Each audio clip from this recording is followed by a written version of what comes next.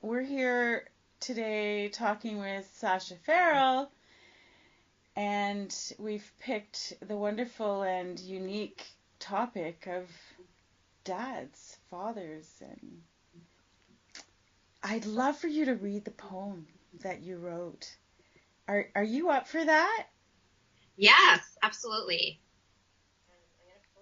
It was such a gift to read it last night, and I shared with you earlier when we talked that it touched me really deeply and in such a great way. I love how I maybe it's because I know a bit of your story. Yes. I loved, I could hear in it just this such a beautiful um, appreciation and sense of understanding. Thank you. You're welcome. Okay. So last year my dad turned 70, and um, that was a real special day because my dad has not been well. He has cardiomyopathy many years. The doctors didn't really even give him 5 years with that, and this is probably about 19 years later. So when he turned 70 at an age I never knew if he was going to get to, I decided to really honor him with a poem. I wanted to somehow be able to express to him what he means to me, what our relationship means to me. So how I typically do that is through words, through writing. So I put together this as his birthday gift. So I will share. It's called Wisdom Keeper. If you had been someone else's dad, I may never have worn that blazer of grace, tucked private school blisters into pink pointed shoes, danced and twirled until I tumbled into the arms of homesick, and my 10-year-old bones ached with loneliness. If you had been someone else's dad, I may not have grown up on a tree-lined street named Princess, with tulip trails and a picket fence, where lullabies blew in through open windows and unlocked doors, while gardens waltzed with peonies and roses. If you had been someone else's dad, I wouldn't have known the life of a painter. Hard work, beer, and humility embraced us on your return, as I guessed the color of your day by the speckles on your whites and the curve of your spine. If you had been someone else's dad, I may have lost myself in the maze of expectation, tradition, and conformity, instead of recognizing the path less traveled is a languid labyrinth, always leading to center. If you had been someone else's dad, I would never have seen you take care of my dying mother. I wouldn't have known your tears as we buried my defeated sister. And I may never have learned how to trust a world that broke me. If you had been someone else's dad, I may not have understood mercy as I watched you choreograph a dance with forgiveness and perseverance. If you had been someone else's dad, I wouldn't know how to excavate my artist with her palette of joy and dictionary of contentment, determined to spread brilliance on every part of life, even the deepest, darkest shadows. And if you had been someone else's dad, I would not have known a man who starred in so many roles. Husband, midwife, handyman, hero, hippie, victim, comedian, artist, observer, romancer, spiritual seeker, puzzler, thistle grower, son, therapist, grandpa, cook, problem solver, rebel, philosopher, brother, father, and wisdom keeper. I am not convinced that my heart can accept the tragic impermanence of it all, but it is grateful for each moment we celebrate together. Wow. Once again, I am a sobbing mess. Beautiful. So beautiful. Thank you, Barb. Wow. Wisdom keeper.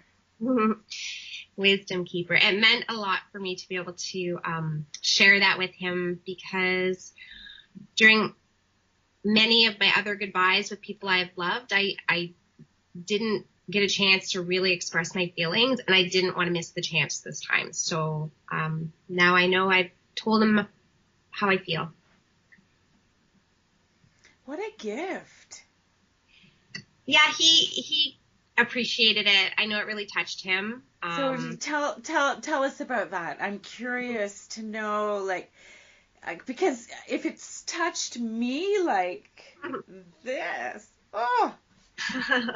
Well, I gave it to him at his birthday party, and so it was a paper copy, and he read it, and then I had tucked it in a card. There was a little card I'd given him, and it was just a goofy card that looked like it was going to say number one dad. It had one of those buttons attached, but when it opened up, it was saying, congratulating him on having the number one daughter.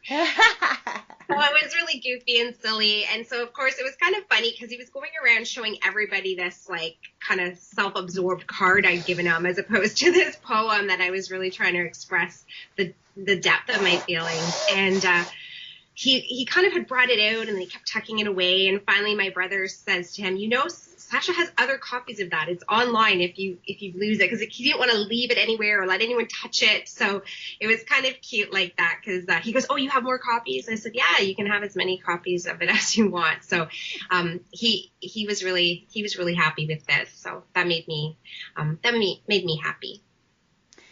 Did you notice if it shifted anything for him?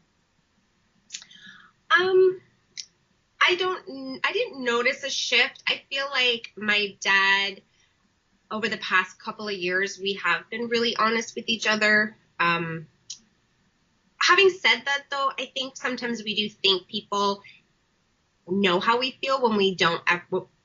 I feel like we assume people know what we're thinking and what we're feeling, but it's so hard for us to express, especially that love and that gratitude we have for people. So it's been a practice for me to be more honoring of those kinds of feelings. Yeah.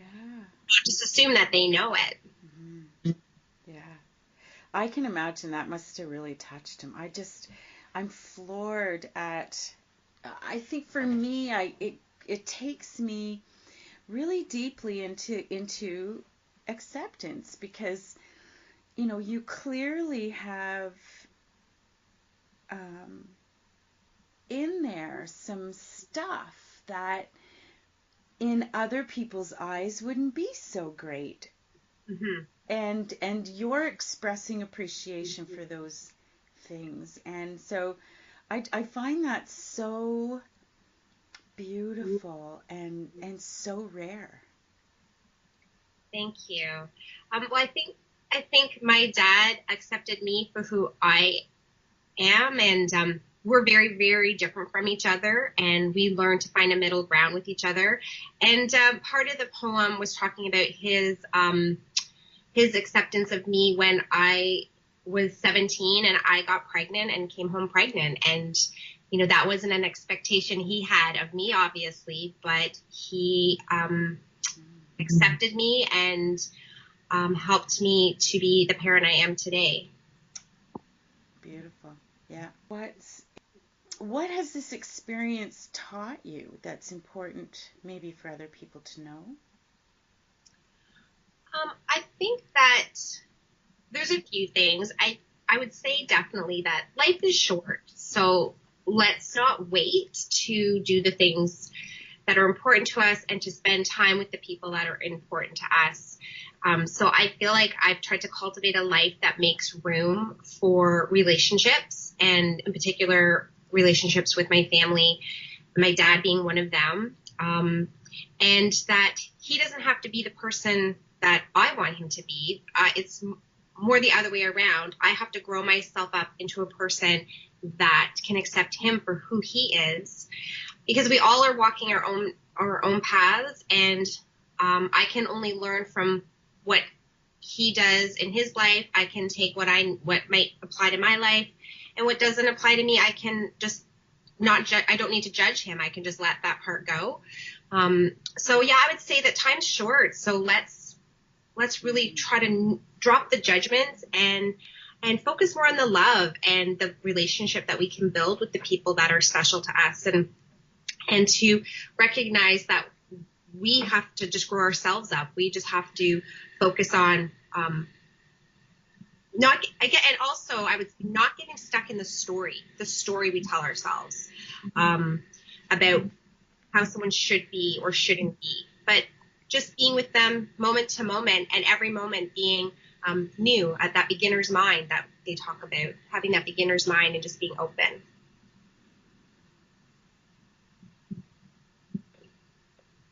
Yeah. Yeah. It's good. It's good. It makes me really appreciate the moments, how precious time is, how precious life is. It's so important. I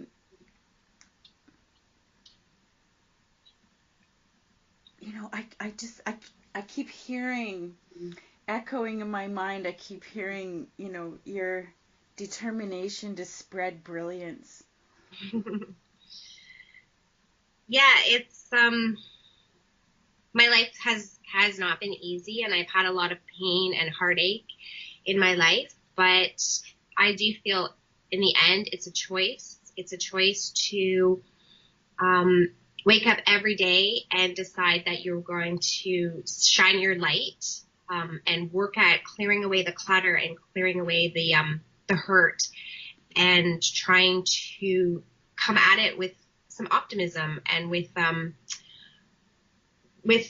only optimism, but with an open heart. In yoga, they talk about that as an unstruck heart, living like your heart has not been struck.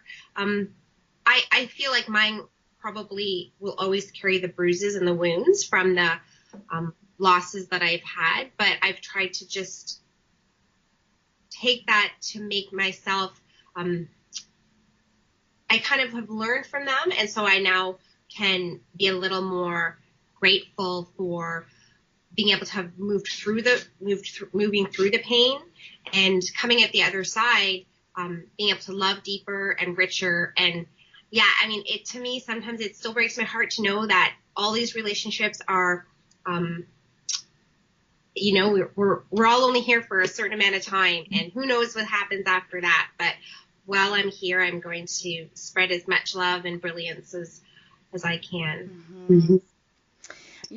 I know, just without, disclosing more of your story than you wish to reveal, your losses include your mom and your sister, potentially losing your dad to something that's sort of been looming all these years. What's that like for you to sort of now be able to sit back and think about the gifts that your dad has brought to you? I lived after the loss of my mom and my sister. For many years, I was waiting for the other shoe to drop. And yes, my dad was not in great health, and I kept expecting more grief and more pain. And I kept quickly trying to almost develop these coping strategies so that when I knew the next hit was going to come, that I wouldn't fall apart, that I'd be able to handle it. But I didn't want to I didn't want to shut down. I have three sons and a husband, and I didn't want to not be the best person I could be, and to not feel anything for them. And I feel like if you shut down the pain, you're also shutting down the love. You can't have one without the other. So it was about learning how to embrace all of it, all of the love, all of the pain, and move through it. My dad has taught me to live in the moment and be grateful for every moment that he's still here with us, and that any of the people that we love are.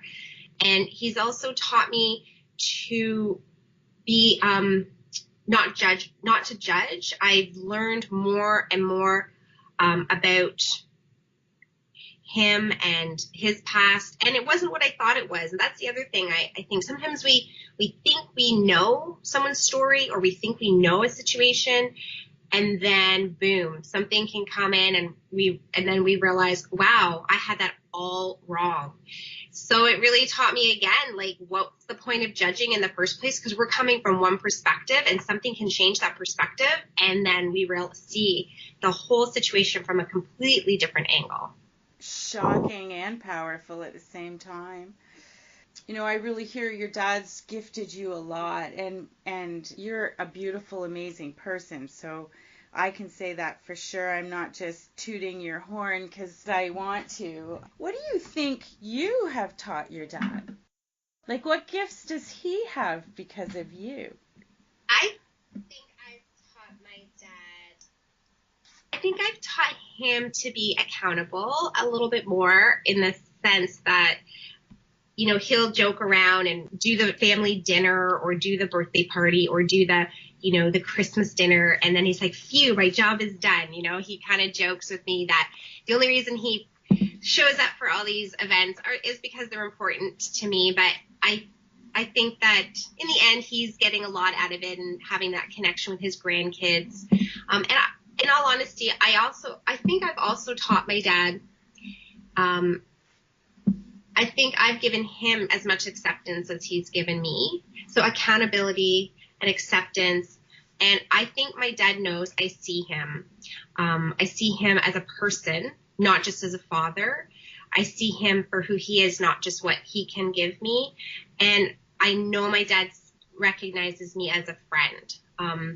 We've been together, and he'll say, I've got all my best friends with me, and it'll just be a small group of us. And that makes me feel really good, that I know that he knows he can trust me with who he really is, and he doesn't have to put on some kind of an act or a show. He can be real. Yeah.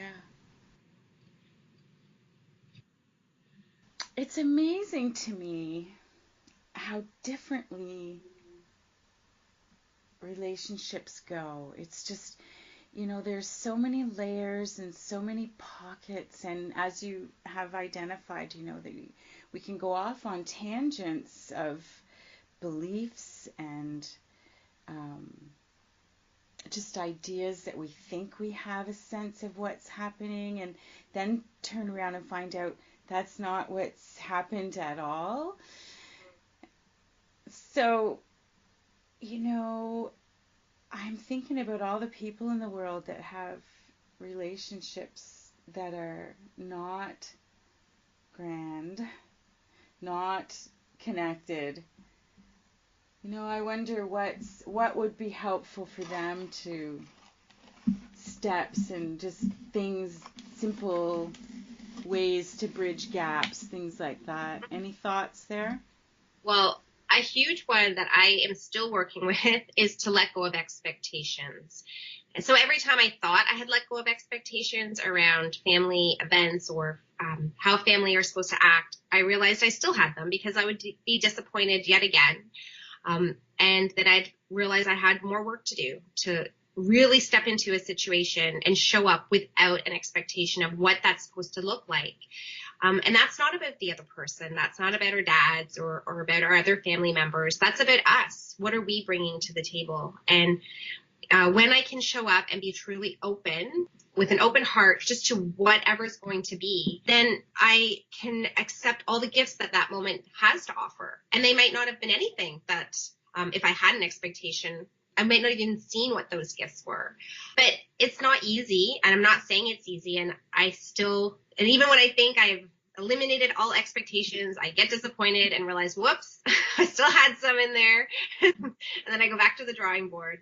So I think it's a process, but I think the process is to continually come back to our own work and not expect the other person to change. And that doesn't mean that we need to let ourselves be hurt or not have boundaries. Of course, it's very important to have boundaries, healthy boundaries in our lives. But I think you can still work within a framework with each other to build a relationship that's going to work for both people in a way that's honoring of each individual and who they are and the path that they're on, that can eliminate some of the judgment and that can eliminate some of the expectations. Mm-hmm. Mm-hmm. Well, that's true acceptance when you can apply that logic from, to each person in your life. Do you find that that's easy to do? Not at all.